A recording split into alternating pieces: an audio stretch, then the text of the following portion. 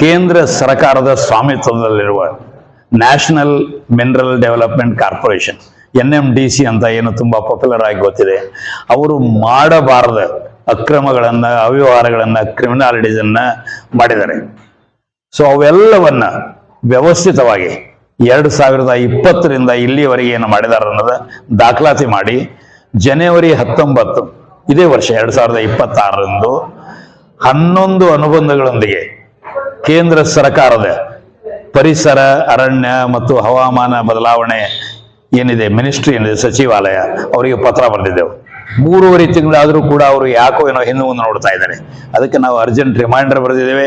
ಇದನ್ನು ಒಂದು ಸುಪ್ರೀಂ ಕೋರ್ಟ್ದಲ್ಲೂ ಕೂಡ ತರ್ತೇವೆ. ಅಷ್ಟೇ ಅಲ್ಲ, ಇದ್ರ ಬಗ್ಗೆ ಜನಶಕ್ತಿಯಿಂದ ಅವರು ಮಾಡಬಾರದ ಅಕ್ರಮಗಳನ್ನ ತಡೆಯುವ ಸಲುವಾಗಿ ನಾಳೆ ಏನೊಂದು ವೇಮನ ಬಿಲ್ಡಿಂಗ್ ಇದೆ, ಅಲ್ಲಿ ನಾಳೆ ಮೀಟಿಂಗ್ ಇದೆ. 4 ಗಣಿಬಾದ ಜನರು ಬರ್ತಾ ಇದ್ದಾರೆ, ಅವರು ನಿರ್ಣಯ ತೆಗೆದುಕೊಳ್ತಾ ಇದ್ದಾರೆ. ಈ NMDC ಬಗ್ಗೆ 4 ಪ್ರಮುಖ ನಮ್ಮದು ಮಹತ್ವದ ಏನಂತಾರೆ ಬೇಡಿಕೆಗಳಿವೆ ಅಂದ್ರೆ, ಮೊದಲನೇದ್ದು ರಣಜಿತ್ಪುರ, ನರಸಿಂಗಪುರದಿಂದ ಅವರ ಲಾರಿಗಳೇನು ಹೋಗ್ತವೆ ಅದು ಹೋಗಬಾರದು, ಅದು ಅಕ್ರಮ ಅನ್ನೋದನ್ನು ಸ್ಪಷ್ಟವಾಗಿ ಎನ್ವೈರನ್ಮೆಂಟಲ್ ಕ್ಲಿಯರೆನ್ಸ್ ಅಲ್ಲಿ ಮೆನ್ಷನ್ ಮಾಡಿದ್ದಾರೆ. 2014ರ ಈ ಸೆಂಟ್ರಲ್ ಗವರ್ಮೆಂಟ್ ಎನ್ವೈರನ್ಮೆಂಟ್ ಮಿನಿಸ್ಟ್ರಿಯ ಆಫೀಸ್ ಆರ್ಡರ್ದೊಳಗೂ ಇದೆ. ಸೊ ಅದನ್ನ ಕೂಡಲೇ ಅವರು ಬಂದ್ ಮಾಡ್ಬೇಕು, ಅದನ್ನ ಸ್ಥಗಿತ. ಎರಡನೇದು ಏನಂದ್ರೆ, ಅವ್ರಿಗೇನು ಎನ್ವೈರನ್ಮೆಂಟಲ್ ಕ್ಲಿಯರೆನ್ಸ್ ಕೊಟ್ಟಿದ್ದಾರೆ ಉತ್ಪಾದನೆ ಹೆಚ್ಚು ಮಾಡ್ಲಿಕ್ಕೆ, ಎಲ್ಲ ಮಾಡ್ಲಿಕ್ಕೆ, ಅದನ್ನ ಸಸ್ಪೆಂಡರೇ ಮಾಡಬೇಕು, ಇಲ್ಲಾಂದ್ರೆ ರದ್ದು ಮಾಡಬೇಕು. ಯಾಕಂದ್ರೆ ಅವರು ಮೊದಲು ಕನ್ವೇಯರ್ ಬೆಲ್ಟ್ ಮೇಲೆ ಕಳಿಸ್ತೇವೆ ಅಂದ್ರೆ ಇದು ಜನರಿಗೆ ತೊಂದರೆ ಆಗಬಾರ್ದು ಅನ್ನೋದನ್ನ ನಮ್ಮ ಕೇಸೊಳಗೆ ಸುಪ್ರೀಂ ಕೋರ್ಟ್ ಹೇಳಿದೆ.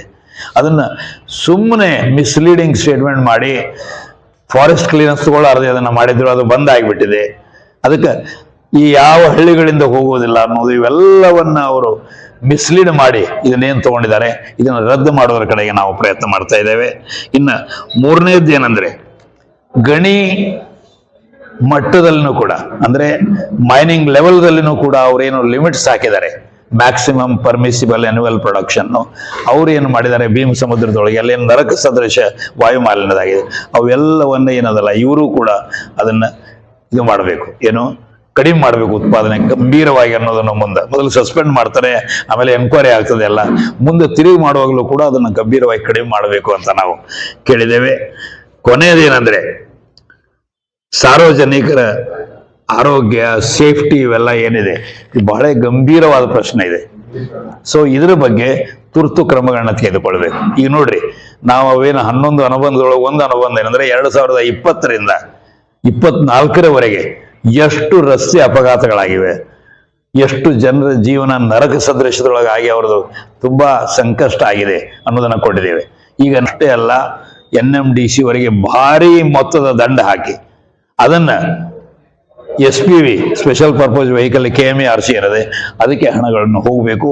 ಅವರು ಆಯಾ ಏರಿಯಾದೊಳಗೆ ಆ ಹಣವನ್ನ ಬಳಸಿ ಜನರಿಗೆ ಏನೊಂದು ದುಷ್ಪರಿಣಾಮ ಆಗಿದೆ ಅದನ್ನ ಕಡಿಮೆ ಮಾಡುವ ಹಾಗೆ ಮಾಡಬೇಕು ಅಂತ ನಮ್ಮ ಇದೆ. ಮತ್ತು ಇದನ್ನು ನೀವು ನೆಕ್ಸ್ಟ್ ಹಿಯರಿಂಗು ಹೆಚ್ಚಾಗಿ ಜುಲೈ ಆಗಸ್ಟ್ ಒಳಗೆ ಆಗಬಹುದು. ಅಲ್ಲಿ ನಾವು ಸುಪ್ರೀಂ ಕೋರ್ಟ್ದಲ್ಲಿ ಕೂಡ ಇದನ್ನ ಪರಿಣಾಮಕಾರಿಯಾಗಿ ಪ್ರಶಾಂತ್ ಭೂಷಣ್ ಅವರು ನಾವೆಲ್ಲ ಮಾಡ್ತಾ ಇದ್ದೀವಿ.